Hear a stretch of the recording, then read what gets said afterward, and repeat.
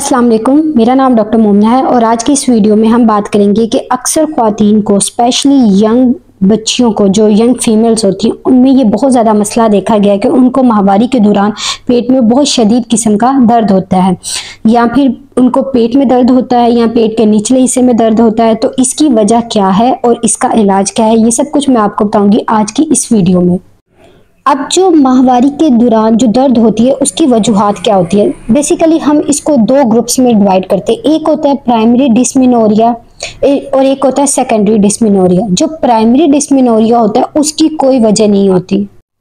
ये जो दर्द होती है ये आपको 24 से 48 घंटों तक रहती है, यानी कि पीरियड्स आने से एक दिन पहले आपको शुरू होती है और जब आपको ब्लीडिंग आना शुरू हो जाती है तो उसके 1 या 2 दिन तक रहती है, फिर उसके बाद ख़त्म हो जाती है।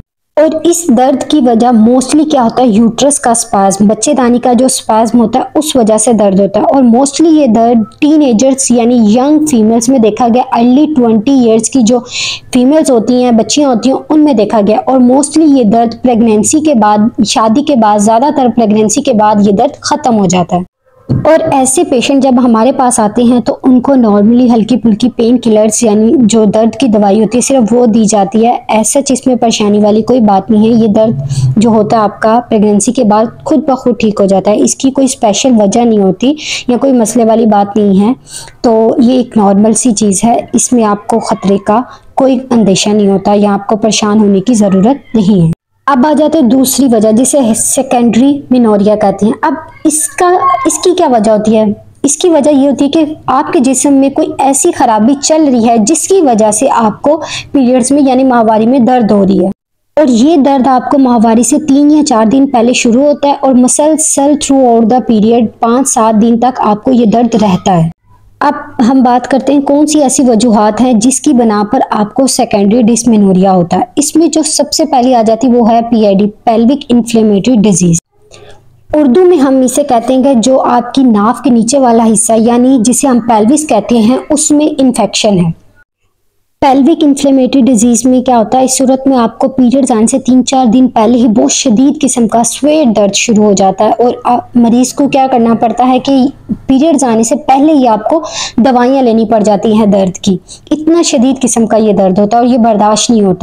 फिर क्या होता है कि जब आपको पीरियड्स आते हैं यानी आपका फ्लो तेज़ होता है तो ये जो पेन होती है ये ख़त्म तो नहीं होती, लेकिन ये क्या होती है टाइम के साथ साथ या 5वें-7वें दिन जाके ये पेन कम होना शुरू हो जाती है।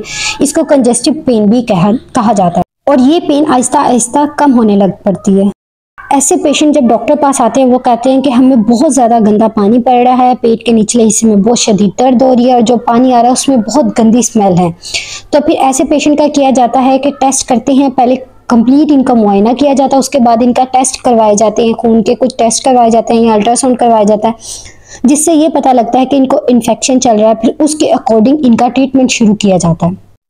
और जो PID का इन्फेक्शन है उन लोगों में बहुत ज़्यादा कॉमन है जिनकी अभी रिसेंटली डिलीवरी हुई हो और उन्होंने सफाई का ख्याल ना रखा हो, या फिर उनकी कोई DNC हुई हो, उन्होंने सफाई का ख्याल ना रखा हो, या और कोई ऐसा जैसे कि कोई प्रॉपर्टी वगैरह रखी हो फैमिली प्लानिंग के लिए, तो और उस टाइम पे भी बहुत ज़्यादा इन्फेक्शन होने के चांसेस होते हैं। ऐसे पेशेंट क्या करते हैं, उनको बहुत शदीद लोअर एब्डोमिनल पेन होती है और साथ में उनको माहवारी के दौरान बहुत ज़्यादा शदीद किस्म का दर्द होता है।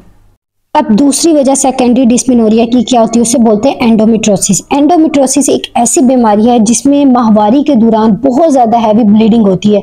इसमें खून यूट्रस से बाहर तो आ रहा होता है बच्चेदानी से, लेकिन इसके साथ साथ कुछ इंटरनल ब्लीडिंग भी हो रही होती है।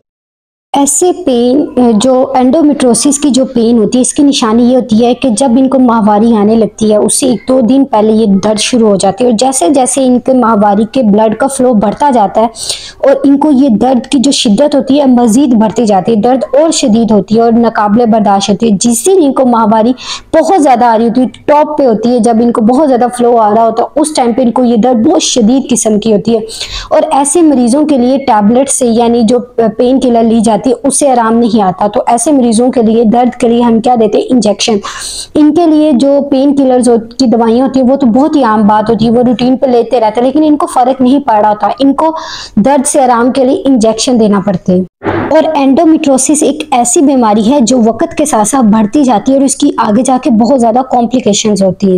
बाज़-औक़ात ये बीमारी आपकी ट्यूब्स को ब्लॉक कर देता है, जिसकी वजह से पेशेंट इनफर्टिलिटी के साथ आती है, यानी कि उनका हमल नहीं ठहरता। ये बहुत बड़ी कॉम्प्लिकेशन होती है एंडोमेट्रियोसिस के मरीजों में। उसके बाद अगली जो वजह आ जाती है वो है फाइब्रॉइड्स, यानी बच्चादानी के अंदर रसोलियाँ, पानी की थैलियाँ बन जाती है। ये होती हैं बेनाइन, मतलब ये जड़ों वाली नहीं होती रसोलियाँ। इसमें क्या होता है, इनमें कैंसर का कोई एलिमेंट नहीं होता। बाज़-औक़ात फाइब्रॉइड का साइज इतना बढ़ जाता है कि आपकी यूट्रस में बहुत ज़्यादा पेन होना शुरू हो जाती है उसकी वजह से, और आपको बहुत ज़्यादा हैवी मेंस्ट्रुअल ब्लीडिंग होती है।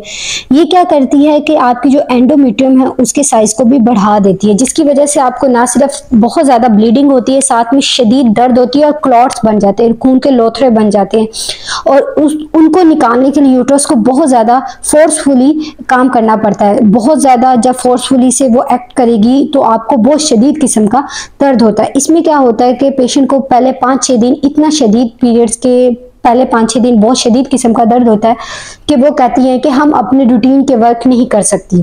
तो एक बहुत बड़ी वजह फाइब्रॉइड्स भी है। उसके बाद अगली जो वजह हमारे पास आ जाती है उसको बोलते हैं सर्वाइकल स्टेनोसिस। ये सर्विक्स क्या होती है, जो बच्चादानी होती है उसके मुंह को हम बोलते हैं सर्विक्स। इसमें क्या होता है, स्टेनोसिस होता है, ये तंग होना शुरू हो जाती है। मोस्टली उन लोगों में देखा जिनकी डिलीवरी हुई हो या फिर कोई उनकी डीएनसी की कुछ देर पहले की हिस्ट्री हो, तो उसमें क्या होता है कि ड्यूरिंग डिलीवरी या डीएनसी के दौरान सर्विक्स में या तो बहुत स्टिच लगने की वजह से वो रास्ता यानी सर्विक्स तंग हो जाती है, सर्वाइकल स्टेनोसिस हो जाता है, या फिर कोई और भी वजह हो सकती है। तो इस दौरान जब पेशेंट को सर्वाइकल स्टेनोसिस होता है, इनको पहले कोई पेन की हिस्ट्री नहीं होती, लेकिन जब डिलीवरी और डीएनसी होती है उसके बाद इनको दर्द होना शुरू हो जाती है। तो ऐसे पेशेंट को बहुत ज़्यादा ब्लीडिंग के साथ साथ बहुत शदीद किस्म का दर्द होता है। उसके अलावा वो पेशेंट जिनमें बहुत ज़्यादा हार्मोनल इम्बैलेंस का इशू होता है, उनमें क्या होता है, प्रोस्टाग्लैंडिन रिलीज हो रहे होते हैं उनकी बॉडी में, जिसकी वजह से उनको बहुत ज़्यादा शदीद दर्द का सामना करना पड़ सकता है। अब आ जाते हैं कि इसका माहवारी के दौरान जो दर्द होता है इसका इलाज क्या है। सबसे पहले हमारे पास आ जाती है होम रेमेडीज, जिसका बहुत ज़्यादा फर्क पड़ता है आपको। हम अपने पेशेंट्स को ये कहते हैं कि वो ग्रीन टी ले लें या कहवा ले लें, इससे उनको बहुत ज़्यादा फायदा होता है। उसके अलावा हॉट फर्मेंटेशन, इसमें क्या होता है कि बॉटल में पानी गर्म करके वो आप अपनी पेट पे रख सकते हैं। इससे क्या होता है कि आपकी जो वेन्स होती हैं वो डायलेट होती हैं और ब्लड फ्लो बढ़ता है, और आपको जो आपकी दर्द होती है उससे आपको आराम मिलता है। और अगर आपको होम रेमेडी से आराम नहीं आ रहा तो उस सूरत में आप कुछ पेन किलर से ले सकते हैं, पैरासीटामोल, पैनाडोल वगैरह 1 या 2 गोली खा सकते हैं। अगर आपको उससे भी आराम नहीं आ रहा तो प्लीज़ फॉर गॉड से खुद से घर में ट्रीटमेंट मत करें। आपने क्या करना है, अपने डॉक्टर से कंसल्ट ज़रूर करना है अगर आपको सिंपल पैरासीटामोल से आराम नहीं आ रहा है, क्योंकि ज़्यादा पेन किलर्स आपके लिए नुकसानदेह हो सकती है, आपकी किडनी के लिए नुकसानदेह हो सकती है।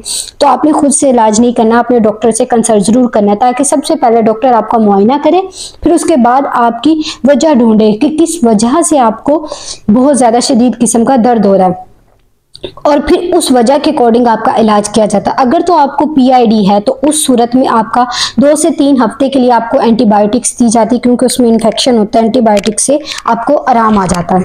उसके अलावा अगर आपको एंडोमेट्रोसिस होता है तो फिर उसका एक मुकम्मल इलाज शुरू किया जाता है। अगर सर्जरी की जरूरत पड़े तो सर्जरी करवानी पड़ती है। ये आपका डॉक्टर आपको ट्रीटमेंट ऑप्शन बताता है।